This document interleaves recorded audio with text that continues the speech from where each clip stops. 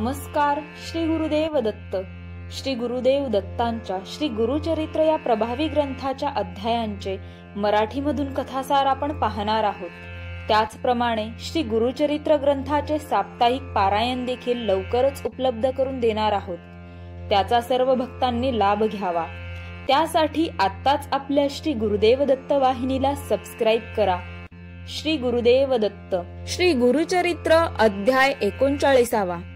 अश्वत्थ महात्म्य. 60 वर्षाच्या वांझे संतान प्राप्ती. ओम श्री गणेशाय नमः. श्री सरस्वते नमः. श्री गुरुभ्यो नमः.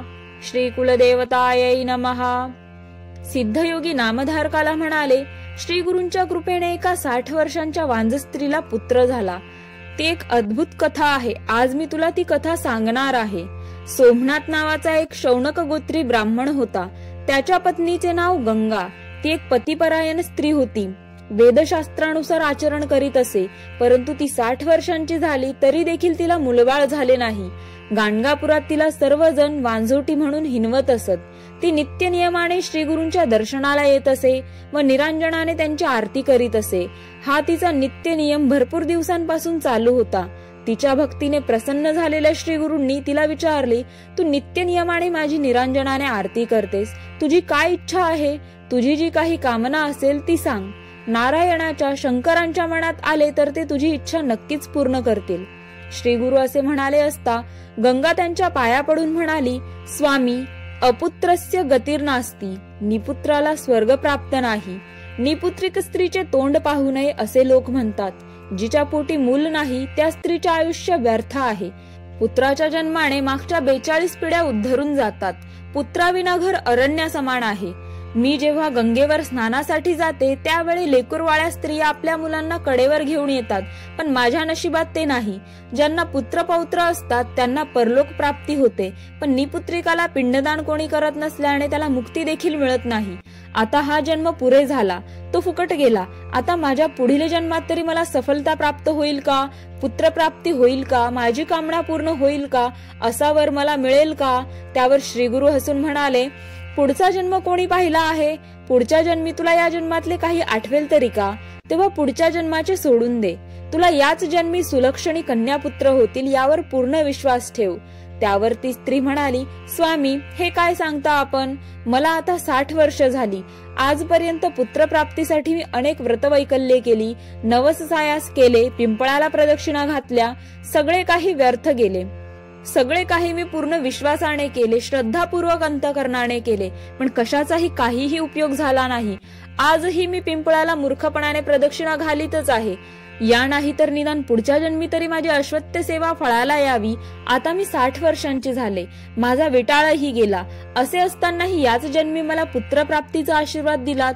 तुमच्या शब्दांवर मी अविश्वास कसा दाखवू? श्रीगुरु म्हणाले, अश्वत्थ सेवा महापुण्यकारक आहे. ती कधीही व्यर्थ जात नाही. तू अश्वत्थाची निंदा करू नकोस. आमच्यासह अश्वत्थाची देखील पूजा करीत जा. तुला पुत्रप्राप्ती नक्की होईल. आता आम्ही सांगतो तसे कर. तू नित्य नियमाने भीमा अमरच्या संगमावर जा. तेथे अश्वत्थ वृक्ष आहे. आम्ही दररोज अनुष्ठानासाठी तेथे जात असतो. तेथे तू आमच्यासह अश्वत्थाची सेवा कर.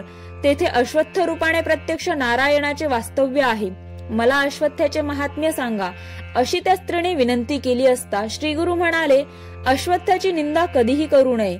त्याचे महात्म्य फार मोठे आहे. अश्वत्थाच्या ठिकाणी सर्व देवांचे वास्तव्य असते. एका अश्वत्थाच्या सेवेने सर्व देवांची सेवा केल्याचे फळ मिळते. ब्रह्मांड पुराणात प्रत्यक्ष ब्रह्मदेवांनी नारद मुनींना अश्वत्थाचे महात्म्य सांगितले आहे. एकदा त्रैलोक्य संचारी नारद मुनी फिरत असताना पृथ्वीवरील ऋषींच्या आश्रमात आले.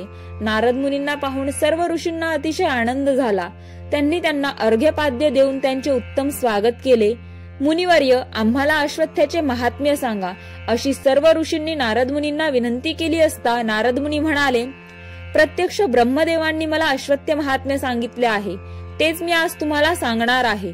अश्वत्थ म्हणजे प्रत्यक्ष नारायण होय.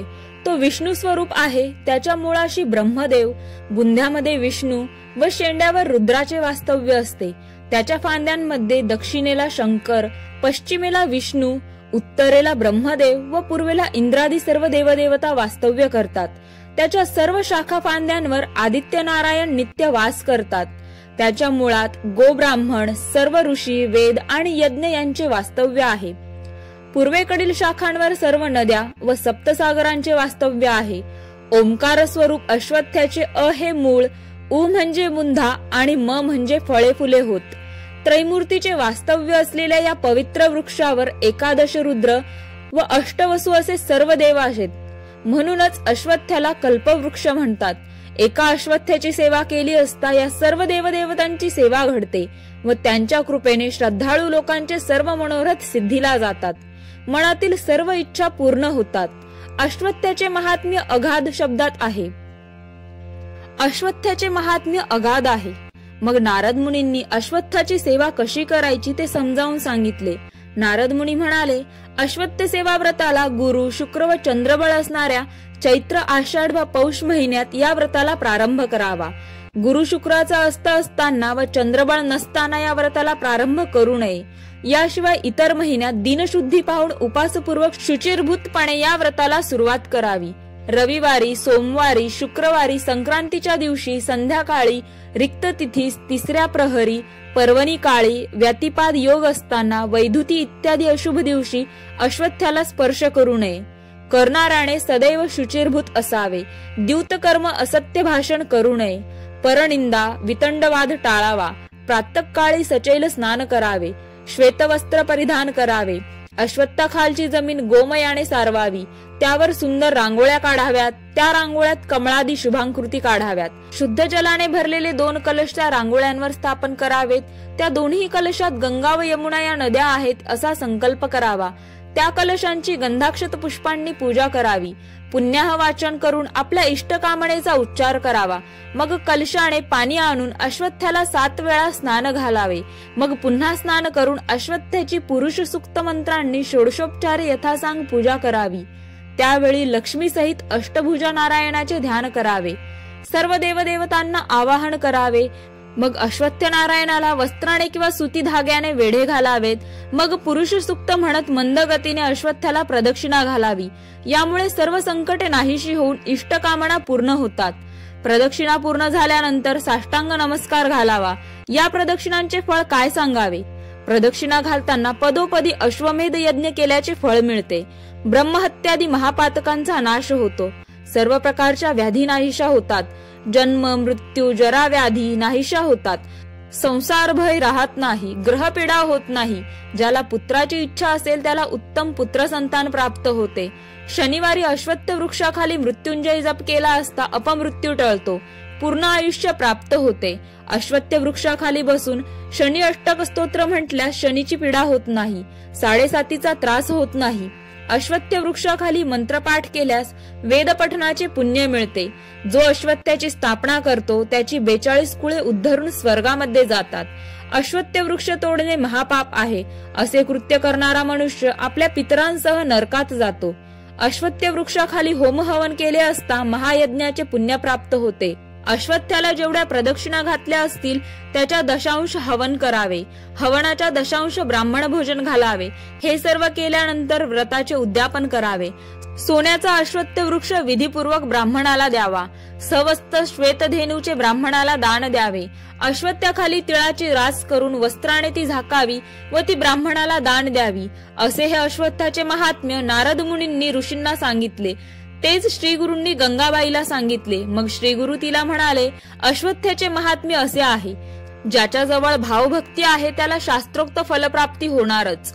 अशा प्रकारे श्री गुरूंनी गंगाबाईला अश्वत्थ महात्म्य सांगितले. मग तिला ते म्हणाले, आता तू संगमावर जा व अश्वत्थ सेवा कर, तुला कन्यापुत्र प्राप्त होतील. त्यावर गंगाबाई म्हणाली, स्वामी, मी 60 वर्षांची वांज आहे. मला मूल होणार नाही, परंतु तुमच्या वचनावर माझी पूर्ण श्रद्धा आहे. तुमच्या सांगण्यानुसार मी अश्वत्थ सेवा करीन. ती केवळ तुमच्यावर माझी दृढ श्रद्धा आहे म्हणूनच. मग गंगाबाई श्री गुरूंना वंदन करून भीमा अमरजा संगमावर गेली. तेथे तिने षटकुल तीर्थात स्नान करून ती यथाविधी अश्वत्थ सेवा करू लागली. तिने अश्वत्थ सेवा सुरू केली. त्याच्या 3ऱ्या दिवशी रात्री तिच्या स्वप्नात एक ब्राह्मण आला. तो तिला म्हणाला, तुझी इच्छा पूर्ण झाली आहे असे समज. आता तू एक कर, तू गाणगापुरात जा, तेथे श्री गुरु आहेत, त्यांना तू 7 प्रदक्षिणा घालून नमस्कार कर, मग ते तुला जे देतील ते भक्षण कर. आता उशीर करू नकोस, लवकर जा. गंगाबाई स्वप्नातून जागी झाली. तिला सगळे स्वप्न आठवले. 4थ्या दिवशी अश्वत्थाची सेवा करून ती गाणगापुरात श्री गुरूंच्याकडे आली. तिने श्री गुरूंना प्रदक्षिणा घालून नमस्कार केला. श्री गुरूंनी प्रसन्न हास्य करून तिच्या ओटी 2 फळे घातली व तिला ते म्हणाले, ही फळे तू आनंदाने खा, तुझे काम झाले असे समज. आता तू भोजन करून जा. तुला मी कन्या आणि पुत्र दिले आहे. तुझी इच्छा लवकरच पूर्ण होईल. प्रथम व्रताचे यथासांग उद्यापन कर व मग ती फळे खा. श्री गुरूंनी सांगितल्याप्रमाणे गंगाबाईने व्रताचे उद्यापन केले, दानधर्म केला आणि काय आश्चर्य, त्या 60 वर्षांच्या वांझ गंगाबाईला ऋतुमाती झाली. पुढे 3 दिवस श्वेत वस्त्र परिधान करून मौन व्रत स्वीकारून एकांतात राहिली. 4थ्या दिवशी सुस्नान करून ती आपल्या पतीसह श्री गुरूंच्या दर्शनाला गेली. तिने श्री गुरूंची यथासांग पूजा केली. तेव्हा श्री गुरूंनी तिला पुत्रवती भव असा आशीर्वाद दिला. 5व्या दिवशी पतिसंग करून गर्भवती झाली. ही बातमी गावात सर्वांना समजताच त्यांना मोठे आश्चर्य वाटले. केस पिकलेली 60 वर्षांची वांझ स्त्री गर्भवती झाली, ही केवळ भक्तवरद त्रैमूर्ती श्री नृसिंह सरस्वतींचीच कृपा. त्यांची मनोभावे सेवा केली असता अशक्य काय आहे याची सर्वांना खात्री पटली. सोमनाथालाही खूप आनंद झाला.